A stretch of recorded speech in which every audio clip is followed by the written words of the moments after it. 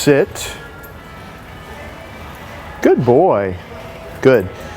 I've been practicing out in public with Micah because it just is so much better for his training to do this in real life situations. Good boy. Okay, I'm going to get out of this person's way here. Hey, Harry. Hi. Sit.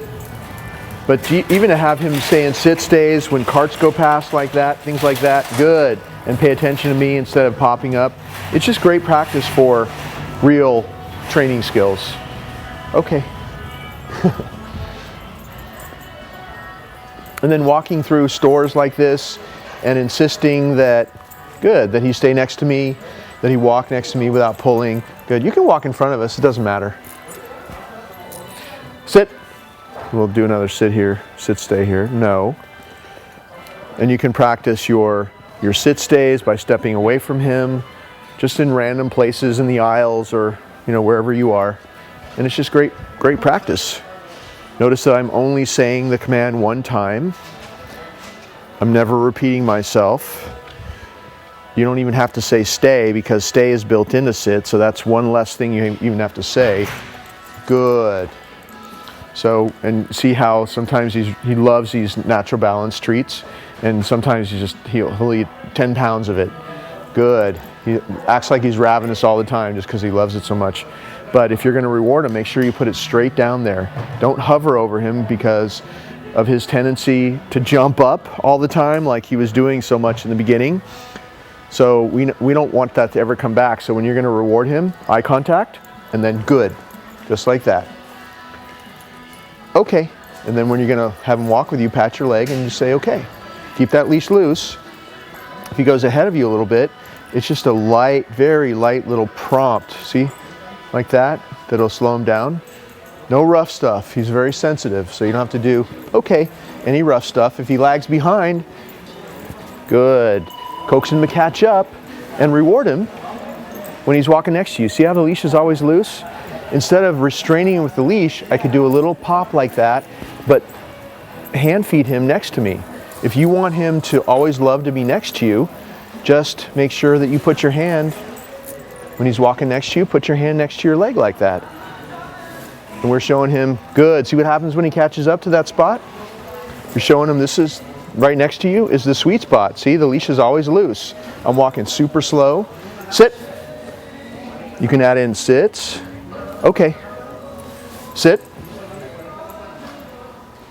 Good. Okay. Sit.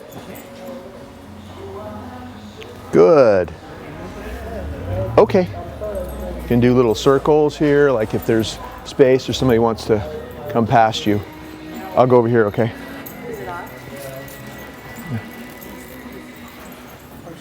Sit. Yeah, this is a good spot because there'll be people walking past, so we can practice here. It's the best way to practice real life situations. So once he knew what these commands meant and was pretty good at them in my yard and on my quiet street, then I started bringing him out in public and having him do them in real life situations.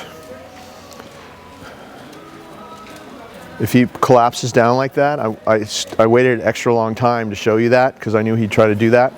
You say no, and you just pull him up very lightly like that. You don't want to jerk him or pop him or choke him, and put him back. Go back to where you were, and then finish the exercise on a success. Good. And then you could let him be free if you wanted, like this. Go. That means that he's free. Pat his chest and say go. Now he can do whatever he wants. It's a pretty quiet night tonight, so nobody's around in the Home Depot. Not many people, at least. But when you want to get him back to you, just call him, come. Call him to come to you. Good. Get him back next to you. Sit. If he doesn't SIT the first time you tell him, don't repeat that command. Just pull up with a little bit of gentle but firm pressure. As soon as his butt hits the ground, release it.